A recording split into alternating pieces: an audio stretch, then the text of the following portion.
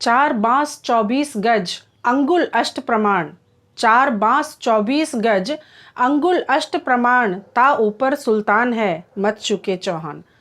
मेरे सभी दर्शकों को मेरा प्यार भरा नमस्कार। मैं नीलकमल स्वागत करती हूँ आप सबों का अपने हिंदी मंच में। आज हम एक ऐतिहासिक कहानी सुनने जा रहे हैं। ऐतिहासिक कहानी क्यों? बच्चों के एग्ज़ाम्स ख़त्म हो गए हैं, अब तो वो बहुत ईगरली, बहुत ही बेसब्री के साथ अपने रिज़ल्ट का वेट कर रहे हैं। तो इस दौरान कुछ कहानियाँ हो जाएं। तो आज जो कहानी मैं आप लोगों के समक्ष प्रस्तुत करने जा रही हूँ वो है संबंधित पृथ्वीराज चौहान से।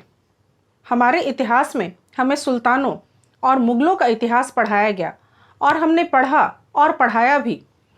पर सुल्तानों के इतिहास के साथ साथ मैंने अपने बच्चों को, क्लास के बच्चों को, घर के बच्चों को, सभी को शिवाजी की भी कहानी सुनाई, राणा प्रताप की भी कहानी सुनाई और पृथ्वीराज चौहान की भी कहानी सुनाई। तो आज हम जिस कहानी को सुनने जा रहे हैं वो है पृथ्वीराज चौहान की कहानियाँ। तो आइए इत्मीनान से कहानी सुनते हैं। आज मैं जिस पुस्तक से आप लोगों को कहानी सुनाने जा रही हूँ वो है कूटनीति की कहानियाँ, कूटनीति की कथाएँ। इस पुस्तक में से मैंने कई कहानियाँ आप लोगों को सुनाई हैं पहले भी। धर्मपाल शास्त्री के द्वारा लिखित है और ये काफ़ी पुरानी पुस्तक है। ये पुस्तक मात्र 3 रुपये 50 पैसे की है। 3 रुपये 50 पैसे।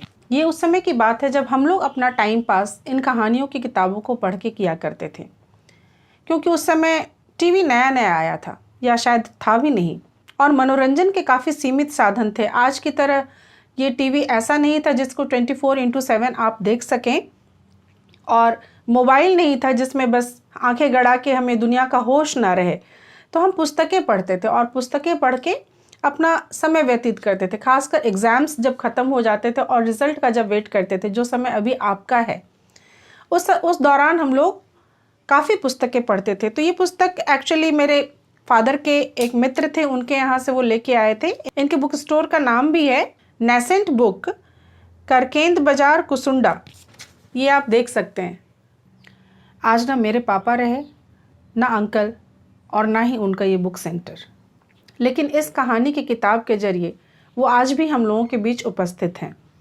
तो चलिए मैं इसमें से वो कहानी सुनाती हूँ जो पृथ्वीराज चौहान से संबंधित है। कहानी का शीर्षक है मत चूके चौहान। वीर चौहान पृथ्वीराज दिल्ली और अजमेर दोनों राज्यों का स्वामी था, इसीलिए उन दिनों वह भारत का सबसे बड़ा राजा और बहादुर ऐसा कि एशिया भर में उसका कोई जवाब ना था। छुटमुट देसी राजा उसके इस बढ़ती से जलते थे और विदेशी जलते थे भारत की बढ़ती से। गजनी के शहाबुद्दीन गौरी ने भारत की संपत्ति और जनशक्ति का यथार्थ परिचय पाने के लिए यहाँ अपने गुप्तचर भेजे, रोशन अली और कुतुबुद्दीन। उन्होंने लौटकर निवेदन किया, महाराज हिंदुस्तान की कुछ न पूछिए, हिंदुस्तान की कुछ न पूछिए, वह बड़ा ही अजीबो गरीब मुल्क है। लगता है खुदा ने अपनी नियामतों और दौलतों से बहिश्त को खाली करके हिंदुस्तान के खजाने को भरा है। कौन वह दौलत है जो हिंदुस्तान के सरजमीन पर मयस्सर नहीं? कसम अपनी, दुनिया के पर्दे पर उस जैसा दूसरा कोई देश नहीं है। यदि आपने हिंदुस्तान नहीं देखा तो कुछ नहीं देखा। अगर हिंदुस्तान को फतेह नहीं किया तो कुछ फतेह नहीं किया। शुरुआत आप देख सकते हैं कि दूतों को भेजा गया था हिंदुस्तान की यथास्थिति की जानकारी के लिए कि हिंदुस्तान कैसा है, क्योंकि काफ़ी उड़ी उड़ी खबरें सुनी थी कि हिंदुस्तान से सुंदर और बेहतर कोई देश नहीं है। तो जो सुनी हुई बातें हैं वो सच हैं भी या नहीं, इसके लिए दूत भेजे गए थे। और आप ध्यान दीजिएगा कि यहाँ पे हिंदुस्तान शब्द का प्रयोग हुआ है। हिंदुस्तान आज भी काफ़ी लोग बोल रहे हैं। मैं इसके खिलाफ हूँ। मैं क्यों खिलाफ हूँ ये मैं आपको लास्ट में बताऊंगी, इसीलिए इस वीडियो को लास्ट तक देखना बिल्कुल भी मत भूलिए, स्किप मत कीजिए, तभी आप कहानी का आनंद ले पाएंगे। तो दूत ने कहा कि यदि आपने हिंदुस्तान को फतेह नहीं किया तो कुछ फतेह नहीं किया। गौरी चौंका, ऐसा भी क्या कमाल है हिंदुस्तान में? गुप्तचर, यह तो देखने की बात है जहाँ पनाह, चमड़े की जुबान में वह ताब कहाँ कि हिंदुस्तान की खुशहाली को बयान कर सके। जमुना किनारे बसी दिल्ली, मोतियों से जड़े मंदिर, आकाश से ऊंचे राजमहल, वहाँ की दौलत, वहाँ की कला, मतलब कि हर बात वहाँ की निराली है। भारत के वैभव की कहानी सुनकर गौरी के मन में भारत विजय की आकांक्षा और भी प्रबल हो उठी और उसने भारत पर आक्रमण करने में देर न की। विशाल सेना थी उसके पास। आन की आन में उसने मुल्तान, अनहलवाड़ा, सिंधु और सियालकोट पर अधिकार कर लिया। पर आगे था चट्टान सा महान चौहान पृथ्वीराज, जिससे टकराकर अनेकों वीर चूर चूर हो चुके थे। गौरी भी उससे टकराया। पहली बार उसका नया जोश था। गजनी के लुटेरों की उसने नई भर्ती की थी। नई फतह की नई उमंग में वह लूट मार करता हुआ सीधा लाहौर तक आ पहुंचा। अब दिल्ली कितनी दूर थी? पृथ्वीराज को भी कान हुए, यानी कि पृथ्वीराज ने भी सुना। जब उसने आक्रमण किया तो पृथ्वीराज के कानों तक भी ये खबर पहुंची कि वो लाहौर तक पहुंच चुका है। उसने भी 2 लाख योद्धाओं तथा 3000 हाथियों की अजेय सेना तैयार की। अपनी समूची सेना लेकर वह सारुंडा नामक स्थान पर शहाबुद्दीन से जा भिड़ा। उधर गौरी ने अपनी सेना को 5 भागों में बांटकर 5 दिशाओं से पृथ्वीराज चौहान पर आक्रमण किया। गौरी डाल डाल लड़ा तो पृथ्वीराज पात पात। गौरी ने जिसे दाल भात समझा था वो निकले लोहे के चने। मतलब कि गौरी ने सोचा था कि वो आसानी से विजय प्राप्त कर लेगा भारत पर आक्रमण करके, पर यहाँ पर उसका सामना पृथ्वीराज से हुआ जिससे लोहा लेना इतना आसान नहीं था। तो उसने ये जो ख्याल किया था कि मैं बहुत आराम से भारत के ऊपर विजय हासिल कर लूँगा, ये इतना आसान खेल नहीं था। उसने टुटपुंजिया सिपाहियों तो अनेक देखे थे। गौरी की बात हो रही है कि उसने टुटपुंजिया सिपाही तो अनेकों देखे थे, पर राजपूती तलवार का जौहर उसे पहली बार ही देखने को मिला था। वह स्वयं और उसके घुड़सवार सैनिक बाके अरबी घोड़ों पर सवार थे। उनके पास भाले थे, कवच थे, ढालें थी, सब कुछ था, पर राजपूती शौर्य कहाँ से लाते? वो भी लड़े, ये भी लड़े, वे भी गिरे, ये भी गिरे। खूब लड़ाई चमकी। युद्ध की रस्साकस्सी में कभी यह पलड़ा भारी होता दिखाई देता, कभी वह पलड़ा भारी होता दिखाई देता। जीत और हार क्षण क्षण में करवटें बदलकर नरसंहार का भयंकर दृश्य उपस्थित कर रही थी। तभी सहसा बिजली सी कौंधी। चौहान लपका तो उसके पीछे उसकी सेना ने जैसे पर उग आए हों और तलवारों में बिजलियां दौड़ गई। वह दुश्मन पर कड़क कर गिरे जैसे पहाड़ों पर बिजली गिरती है। गौरी के सिपाही इस भयंकर वज्रपात के अभ्यस्त ना थे। वे घबरा उठे। उन्हें अपनी जान के लाले पड़ गए और जिसे जिधर रास्ता मिला वह उधर ही भाग निकला। पर चौहान के हाथ में पड़कर भागना भी उतना आसान ना था। शत्रुओं के 2 सेनापति, अनेकों सरदार तथा 20,000 सिपाही मैदान में गाजर मूली की तरह काट दिए गए। चौहान अछूता बचा हो यह बात नहीं। उसके भी 1300 सिपाही काम आए, पर मैदान हाथ रहा चौहान के ही। अर्थात पहली लड़ाई जो गौरी और पृथ्वीराज चौहान के बीच हुई थी उसमें पृथ्वीराज चौहान जीत गया। आगे पढ़ते हैं। गौरी दुम दबाकर भागा, पर पृथ्वीराज ने भी छाया की तरह उसका पीछा किया और उसे पकड़कर ही दम लिया। अब गौरी चौहानों का बंदी था। पृथ्वीराज चाहता तो उसके एक संकेत पर गौरी का सिर धड़ से अलग कर दिया जाता, पर पृथ्वीराज ठहरा राजपूत, जिसे विजय से अधिक अपनी मर्यादा प्यारी थी। चौहान होकर वह निहत्थे बंदी पर हाथ उठाए यह कैसे हो सकता था? जब गौरी गिड़गिड़ाया उसने क्षमा मांगी, कसम खाई कि अब कभी भारत की ओर आंख उठाकर नहीं देखूंगा। तो पृथ्वीराज का हृदय उमड़ आया, दया उमड़ आई और उसने गौरी को केवल 4 दिन 4 रात तक सम्मान पूर्वक रखकर 5वें दिन उसे बंधनों से मुक्त कर दिया। राजपूत ने राजपूती निभाई, पर गौरी, वह तो जमाने भर का छटा हुआ धूर्त था। भला लुटेरे को अपने वचन की क्या चिंता? लूटने आया था, लूट लिया तो वाह भला, ना लूट सका तो फिर सही। दुम झाड़ कर वह घर लौट चला। हम भारतीय लोग अपनी मर्यादा का, अपने वचन का बहुत ध्यान करते हैं। आपने राम जी के बारे में भी सुना होगा कि रघुकुल रीति सदा चली आई, प्राण जाए पर वचन ना जाए। और यही मर्यादा राजपूतों की भी थी। और उस मर्यादा के तहत जब गौरी पकड़ा गया और निहत्था था तो पृथ्वीराज चौहान ने उसके ऊपर वार नहीं किया, बल्कि सम्मान पूर्वक 4 दिन रखकर उसे 5वें दिन विदा कर दिया। लेकिन जैसे कहते हैं ना कि चोट खाया हुआ सांप बहुत ही ज्यादा घातक होता है।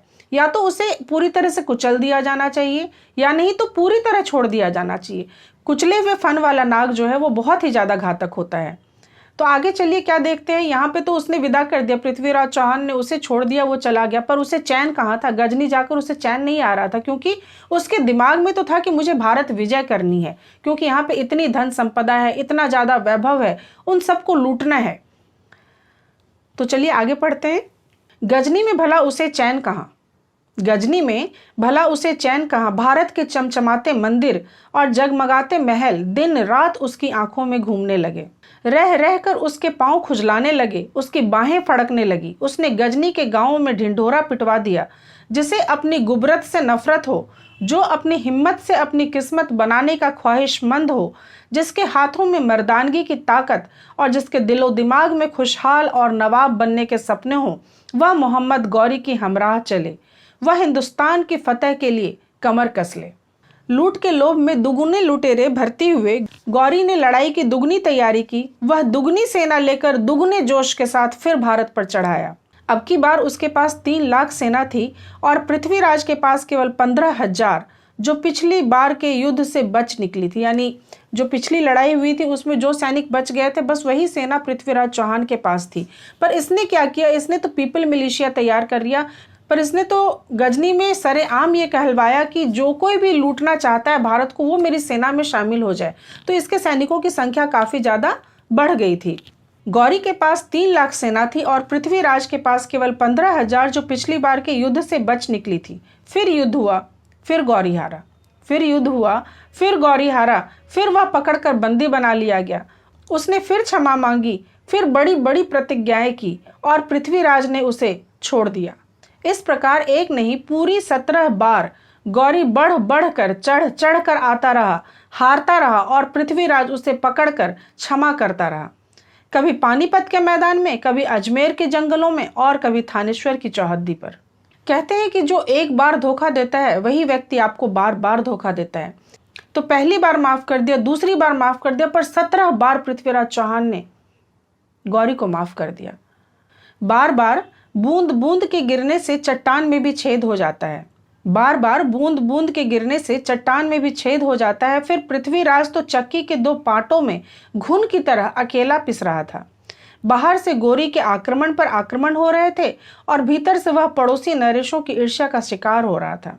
घरेलू युद्धों के कारण वह तिल तिल खोखला हुआ जा रहा था। गुजरात के भीमसेन से चौहानों का बिल्ली कुत्ते का बैर था। संयोगिता के विवाह प्रसंग में कन्नौज के जयचंद से पृथ्वीराज की करारी ठन चुकी थी। शशिवृता के हरण प्रसंग में देवगिरी के राजा भानराम यादव पृथ्वीराज पर गहरी चोट कर चुका था। महोबा के एक बाग में माली के साथ ऊंच नीच की साधारण घटना ने वह तूल पकड़ा कि पृथ्वीराज और चंदेला वीर आल्हा उदल में भयंकर रक्तपात होकर ही रहा। विजय सर्वत्र पृथ्वीराज की ही हुई, पर क्रम क्रम से और अपनी तिल तिल शक्ति गवा कर ही। तो जाहिर सी बात है, क्या होता है कि जब एक राजा शक्तिशाली होता है तो उसे अंदरूनी आक्रमण भी झेलने पड़ते हैं। और ये भी एक बात यहाँ पे मैं बता दूं, क्योंकि राजनीतिक रूप से भारत जो है वो बटा हुआ था, अलग अलग शक्तियाँ थी, अलग अलग राजा थे जो राज्य विस्तार करना चाहते थे और किसी न किसी बात पर एक दूसरे से उलझते रहते थे। तो जब राजनीतिक स्थिति ऐसी अस्त व्यस्त हो तो बाहर का आक्रमणकारी तो उसका फायदा उठाएगा ही। तो पृथ्वीराज की स्थिति भी ऐसी ही थी। अंदर बहुत सारे अनेकों राजाओं से उसके युद्ध हुए और बाहर से गौरी का आक्रमण लगातार। तो इस तरह से क्या हुआ था कि उसकी शक्ति थोड़ी छीन हो गई थी। तो पृथ्वीराज के चारों ओर शत्रु ही शत्रु थे और वह 32 दांतों में एक जीव की तरह जीवन बिता रहा था। जिस तरह से 32 दांत के बीच एक जीव था, ठीक पृथ्वीराज चौहान की स्थिति उस जीव की तरह थी जो कि 32 दांतों के बीच था। झूठ नहीं, वह कुछ विलासी भी हो गया था। जो कहानी मैं आपको सुना रही हूँ ये धर्मपाल शास्त्री जी की लिखी हुई है, इसीलिए कई जगह पर क्या होता है कि लेखक के अपने विचार भी उसमें समाहित होते हैं। पृथ्वीराज से जुड़ी हुई कई कहानियां हैं। एक तो संयोगिता के विवाह प्रसंग की कहानी है, वो कहानी भी मैं लेकर हाजिर होंगी। पर अभी की स्थिति में हम जब ये कहानी पढ़ रहे हैं तो ये धर्मपाल जी का ये विचार है। तो इस पुस्तक में जब हम इस कहानी को पढ़ रहे हैं तो ये उनके अपने लिखने का अंदाज है। उन्होंने ये लिखा है कि झूठ नहीं, वह कुछ विलासी भी हो गया था। पृथ्वीराज चौहान के बारे में कह रहे थे क्योंकि एक के बाद एक अनेक सुंदरियों से उसने विवाह कर लिया था। तभी उस पर भयंकरतम वज्रपात हुआ। पृथ्वीराज की शिथिलताओं से लाभ उठाकर तुरंत शहाबुद्दीन गौरी दिल्ली पर चढ़ आया। जयचंद को जैसे मुंह मांगा वरदान मिल गया। वह पृथ्वीराज के प्राणों का ग्राहक हो रहा था और उचित या अनुचित किसी भी उपाय से उस पर चोट करने पर उतारू था। उसने आगे बढ़कर शहाबुद्दीन का स्वागत किया और अपनी समस्त सेना की कमान गजनी के उस लुटेरे के हाथ में दे दी, केवल एक शर्त पर कि गौरी पृथ्वीराज का सर्वनाश करके उसके गौरव को मिट्टी में मिला देगा। भयंकर प्रतिशोध। कहानी तो हम पढ़ रहे हैं मध्यकालीन, पर आप यदि ध्यान से देखेंगे तो आज भी कहीं ना कहीं राजनीतिक परिस्थिति ऐसी ही है। जो राजनीतिक दशा है हमारी, उसमें आप देखेंगे कि एक को हराने के लिए समस्त साथ हो रहे हैं। आज की राजनीतिक परिस्थिति भी कुछ ऐसी ही है कि प्रतिशोध इतना अधिक बढ़ गया है कि राष्ट्र की चिंता भी नहीं हो रही है और एक व्यक्ति को हराने के लिए, एक पार्टी को हराने के लिए सारे लोग, सारे विपक्षी मिल गए हैं। परदेसी लुटेरे के अंग संग अपने ही भाई को देखकर जीवन में पहली बार पृथ्वीराज का वीर हृदय भी आशंका से कांप उठा। अगले ही दिन उसे शहाबुद्दीन गौरी का एक पत्र मिला। अब देखिए क्या हुआ कि भारत में गौरी की सेना आई और जयचंद ने अपने समस्त सैनिकों की कमान उसके हाथों में दे दी। तो जब पृथ्वीराज ने यह देखा कि लुटेरे के साथ मेरा भाई भी मिला हुआ है, भाई माने हमारे देश का जो व्यक्ति है वो भी मिला हुआ है, तब उसे पहली बार आशंका हुई और उसका हृदय कांप उठा कि परदेसी लुटेरे के अंग संग अपने ही भाई को देखकर जीवन में पहली बार पृथ्वीराज का वीर हृदय भी आशंका से कांप उठा। अगले ही दिन उसे शहाबुद्दीन गौरी का एक पत्र मिला। लिखा था, यदि कुशलता चाहते हो तो चुपचाप अपने राज्य का एक अंश करके रूप में मुझे देकर इस्लाम धर्म ग्रहण कर लो, नहीं तो मेरी तलवार इस बार तुम्हारे जीवन का निर्णय करके रहेगी। शहाबुद्दीन ठीक ही उछल रहा था। जयचंद जो इस बार उसकी पीठ पर था, फिर इस बार शक्ति का संतुलन भी बुरी तरह बिगड़ चुका था। इस बार गौरी की सेना 10 लाख से भी ऊपर थी और पृथ्वीराज की केवल 83,000। दोनों की छावनियां आमने सामने पड़ी थी। गौरी को पृथ्वीराज के हाथ लग चुके थे, इसीलिए वह हर कीमत पर सीधी टक्कर से बचना चाहता था।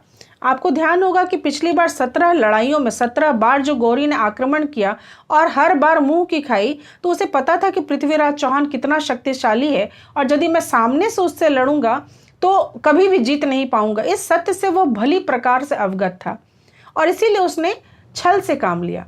चलिए देखते हैं क्या छल किया। तो गौरी को पृथ्वीराज के हाथ लग चुके थे, इसीलिए वह हर कीमत पर सीधी टक्कर से बचना चाहता था। इसीलिए उसने अपनी गजनवी चाल चली और एक रात सहसा अपनी छावनी के तंबुओं के सामने आग जलवा दी, ताकि दुश्मन आग के प्रकाश में गजनवी सिपाहियों, शराब नौशी, नाच रंग तथा अलमस्त नींद को देखकर विश्वस्त हो जाए कि मुसलमान सेना ऐशो आराम की लहर में है और हमले के आसार अभी दूर है। पृथ्वीराज सचमुच इस झांसे में आ गया। मतलब गौरी ने अपने तंबुओं में आग लगाया। उसके पीछे ये मंशा थी कि उस आग में, उस आग की रोशनी में जो विरोधी है यानी कि पृथ्वीराज चौहान जो है वो देख सकेगा या उसके सैनिक देख सकेंगे कि ये लोग ऐशो आराम में मस्त हैं, नाच गाना हो रहा है, रंगीनियाँ चल रही हैं, और वो आश्वस्त हो जाएंगे कि अभी तो जो मुसलमान है वो आक्रमण करने के मूड में बिल्कुल भी नहीं है। और सचमुच ही पृथ्वीराज चौहान इस झांसे में आ गए। यानी वहाँ उस लाइट में, उस रोशनी में जब उन लोगों ने देखा कि ये लोग तो अभी नाच गान में लीन हैं, तो पृथ्वीराज चौहान को ऐसा लगा कि अभी ये लोग आक्रमण नहीं करेंगे। तो पृथ्वीराज सचमुच ही इस झांसे में आ गया और उसकी सेना सारी रात नींद में खर्राटे भरती रही। शहाबुद्दीन ने देखा कि उसका जादू काम कर गया है, तो चोट करने में उसने क्षण भर का भी विलंब ना किया। उसने एकाएक पृथ्वीराज पर तूफानी आक्रमण कर दिया। चौहानों की नींद टूटी, पर देर बहुत हो चुकी थी। दुश्मन अपनी पूरी तैयारी के साथ उनके दरवाजे पर आ धमके थे। राजपूत कुछ देर तक तो हक्के बक्के से रह गए, पर बाद में वे लड़े और अरमान निकाल कर लड़े, पर इस बार दुश्मन से जूझने का उनमें ताव ना रह गया था। परिणाम यह हुआ कि राजपूतों की हार हुई और पृथ्वीराज यवनों के हाथ बंदी हो गए। परिणाम यह हुआ कि राजपूतों की हार हुई और पृथ्वीराज यवनों के बंदी बन गए, यवनों के बंदी हो गए। 100 सुनार की एक लुहार की पृथ्वीराज ने 17 बार पकड़ कर भी तुझे क्षमा कर दिया था। गौरी तुम भी एक बार तो उसे क्षमा कर ही दो। नहीं, गौरी ने गर्जना की। गौरी इतना मूर्ख नहीं कि हाथ में आए दुश्मन को छोड़ दे। उसने गजनी ले जाकर पृथ्वीराज को कारागार में डाल दिया और उसकी दोनों आंखें निकलवा दी। और वो आंखें भी कैसी निकाली गई थी। लोहे के रॉड को गर्म करके उनकी आंखें निकाली गई थी। आप समझ सकते हैं कि कितने नृशंस लोग थे ये। किसी भी प्रकार पृथ्वीराज का कवि चंद भी गजनी पहुंचने में सफल हो गया। पृथ्वीराज चौहान के दरबारी कवि थे चंदबरदाई, और उनके बहुत अच्छे मित्र भी थे। तो किसी प्रकार से जब उन्होंने सुना कि पृथ्वीराज चौहान को वहाँ पे बंदी बना लिया गया है, तो किसी भी प्रकार वो भी गजनी पहुँचने में सफल हो गए। आगे क्या हुआ? किसी प्रकार पृथ्वीराज का कवि चंद भी गजनी पहुँचने में सफल हो गया। उसने बातों ही बातों में शहाबुद्दीन को उकसाया, जहाँ पना आपका कैदी गजब का शब्द वेदी बाण चलाता है, वह दुनिया में 4 दिन का मेहमान तो है, फिर उसके बाद उसका यह हुनर भी उसके प्राणों के साथ काफूर हो जाएगा। अगर आप इजाज़त फरमाएं तो बंदा आपको तमाशा दिखाकर आपका मनोरंजन करने के लिए कैदी को रजामंद कर सकता है। चंदबरदाई शहाबुद्दीन गौरी से ये कहता है कि पृथ्वीराज चौहान के बारे में ये कह रहा है कि वो बहुत अच्छा शब्द वेदी बाण चलाता है, तो आप यदि इजाज़त देंगे तो बंदा, यानी कि वो खुद के बारे में कह रहा है कि मैं तैयार कर लूँगा उसे, ताकि वो आपको तमाशा दिखा सके और आपका मनोरंजन हो सके। क्योंकि जब उसकी मौत हो जाएगी, 4 दिनों का तो मेहमान है वो, जब उसकी मौत हो जाएगी तो उसकी एक कला जो है शब्द वेदी बाण चलाने की, वो तो उसके साथ ही काफूर हो जाएगी, ख़त्म हो जाएगी, चली जाएगी। तो आप यदि इजाज़त दें तो मैं ऐसा कर सकता हूँ। गौरी को बड़ा आश्चर्य हुआ, क्योंकि उसने तो पहले ही रॉड को गर्म करके पृथ्वीराज चौहान की आंखें निकलवा दी थी। तो उसे बड़ा संशय हुआ कि जिसकी आंखें ही नहीं है वह कैसे बाण चलाएगा। तो शब्द वेदी बाण का अर्थ ये होता है कि आवाज़ सुन के उस दिशा में तीर चलाना, जहाँ से आवाज़ आ रही है उस दिशा में तीर चलाना। तो गौरी को जो संशय होता है वो अपनी संशय व्यक्त कर रहा है कि पर कैदी की तो आंखें नहीं, शायद तुम भूल रहे हो। गौरी ने नाक सिकोड़ी, यही तो कमाल है उसका, बिना देखे ही वह केवल आवाज़ पर निशाना लगाता है। चंद ने व्याख्या की, बिना देखे ही निशाना लगाता है? गौरी चौंका। हाँ जहाँपना, खेल बहुत दिलचस्प होगा, आप इजाज़त फरमाइए। गौरी तैयार हो गया, पर वह दूध का जला था, क्यों ना छाछ को भी फूंक फूंक कर पीता।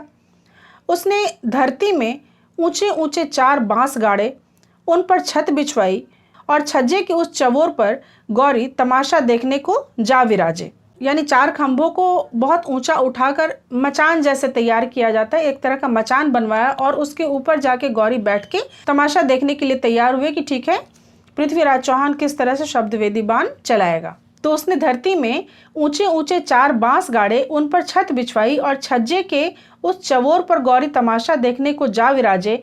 अपने आगे पीछे उसने और भी कई जंगले लगवाए और लोहे के तवे लटकाए, और जब उसे विश्वास हो गया कि अब वह पृथ्वीराज और उसके तीर की पहुंच से बाहर है, तो उसने कैदी को लाने का हुक्म दे दिया। अखाड़ा पहले से ही तैयार था। अंधे कैदी के आते ही धनुष और बाण उसके हाथ में दे दिया गया। चंद कवि किसी बहाने से पृथ्वीराज को समझा देना चाहते थे कि गौरी कितनी ऊंचाई पर बैठा है। चंद कवि किसी बहाने से पृथ्वीराज को समझा देना चाहते थे कि गौरी कितनी ऊंचाई पर बैठा है और वह किस अनुमान से बाण चलाए। इसी उद्देश्य से वह दोहा गुनगुनाने लगे। इसी उद्देश्य से उन्होंने दोहा कहा कि 4 बांस 24 गज अंगुल अष्ट प्रमाण, 4 बांस 24 गज अंगुल अष्ट प्रमाण, ता ऊपर सुल्तान है मत चूके चौहान। तमाशा आरंभ हुआ और तवे पर हथौड़ी की पहली चोट पड़ी, टन। चौहान सावधान हो गया। दूसरी चोट पड़ी, टन। चौहान ने तीर कमान चढ़ा लिया। तवे की तीसरी चोट पर गौरी ने हुक्म दे दिया, 1 2 3 बजाए। तवे पर लक्ष्य बांधने के पृथ्वीराज ने 3 की आवाज पर गौरी के गले को निशाना बना लिया। यानी तमाशे की जो शुरुआत होती है तो 1 2 3 कहा जाता है। तो पहली बार जब तवे पे आवाज आई तो उसने कहा 1, जब दूसरी बार वो तवा बजाया गया तो उसने कहा 2, और जब तीसरी बार वो तवे का घंटा बजाया गया तो उसने कहा 3। तो तवे की घंटी की आवाज पे पृथ्वीराज ने ध्यान नहीं दिया, बल्कि जो शब्द उसने उच्चारित किया 3, उसके ऊपर अपने लक्ष्य को पृथ्वीराज चौहान ने निर्धारित किया और 3 सुनते ही पृथ्वीराज चौहान ने उस शब्द की तरफ, अपने लक्ष्य की तरफ अपना बाण चला दिया। तो बजाय तवे का लक्ष्य बांधने के पृथ्वीराज ने 3 की आवाज पर गौरी के गले को निशाना बना दिया। सर्र करता हुआ तीर ऊंची मचान पर बैठे गौरी के गले में धंस गया और उसके जीवन का अंत कर दिया। ठीक उसी अवसर के लिए चंद कवि अपनी कमर में एक कटार छिपा कर लाया हुआ था। उसके दुश्मनों के अपवित्र हाथ लगने से पहले ही पृथ्वीराज की छाती में अपनी हिंदुस्तानी कटार भोंक दी और इससे पहले कि कोई लुटेरा आकर उसे स्पर्श करे, उसने लपक कर वही कटार अपनी छाती में भोंक दी। चंद और चौहान वीर गति पा गए, किंतु अपने कृतघ्न दुश्मन को जहन्नुम में भेजकर। तो ये इतिहास का सच है और इस सच को हर किसी को जानना चाहिए। और मुझे बहुत खुशी है कि मैंने अपने देश के साथ गद्दारी नहीं की, क्योंकि सुल्तानों का इतिहास और मुगलों का इतिहास उनके कोर्स में था, इसलिए वो मैंने पढ़ाया। लेकिन मैंने शिवाजी की भी बात बताई, मैंने राणा प्रताप की भी बात बताई और बहुत सारे हिंदू राजाओं की बात बताई और साथ ही साथ पृथ्वीराज चौहान की भी कहानी बताई। आज बहुत खुशी की बात है कि इतिहास के पन्ने पलटने शुरू हो गए हैं और जो ओरिजिनल इतिहास है, जो वास्तविक इतिहास है, वो लोगों के सामने आना शुरू हो गया है और लोग उत्साहित भी हो रहे हैं उस सच को जानने के लिए कि दरअसल आखिर हुआ क्या था। आपको ध्यान होगा कि वीडियो की शुरुआत में मैंने कहा था कि आज भी बहुत सारे लोग हिंदुस्तान शब्द का प्रयोग करते हैं और मुझे ये पसंद नहीं है। क्यों मुझे ये पसंद नहीं है? क्योंकि जब हम हिंदुस्तान शब्द का प्रयोग करते हैं तो दिल्ली सुल्तान के अधीन जितने क्षेत्र थे और फिर आगे चलकर मुगल बादशाह के अधीन जितने क्षेत्र थे उसी को मिला के उन्होंने हिंदुस्तान बोल दिया था, और जिससे सिर्फ उत्तरी भारत का ही एहसास होता है और जिससे सिर्फ उत्तरी भारत के विषय में ही पता चलता है। क्योंकि जब हम हिंदुस्तान बोलते हैं तो उस समय में, जबकि ये बात है, उस समय में इसमें ना तो दक्षिण भारत शामिल था, ना नॉर्थ ईस्ट भारत शामिल था, ना बिल्कुल ऊपर का एरिया जो कश्मीर का इलाका है वो शामिल था। तो सिर्फ कुछ क्षेत्र जो शामिल थे उसी को उन्होंने हिंदुस्तान कहा। और इसीलिए आज जब लोग हिंदुस्तान शब्द का प्रयोग करते हैं तो मुझे ये बात पसंद नहीं आती और मैं आज अपने मंच से भी कहना चाहूँगी कि हमें इसकी जगह पर एज अ होल जो महसूस हो तो उसके लिए भारत शब्द का प्रयोग करना चाहिए, ना कि हिंदुस्तान का। तो मुझे उम्मीद है आप लोगों को कहानी पसंद आई होगी। मैं ऐसी ही और कहानियाँ लेकर आप लोगों के समक्ष प्रस्तुत होंगी। तब तक के लिए इजाज़त दीजिए। बहुत बहुत धन्यवाद आप सबों का मुझे सुनने के लिए। Thank you so much.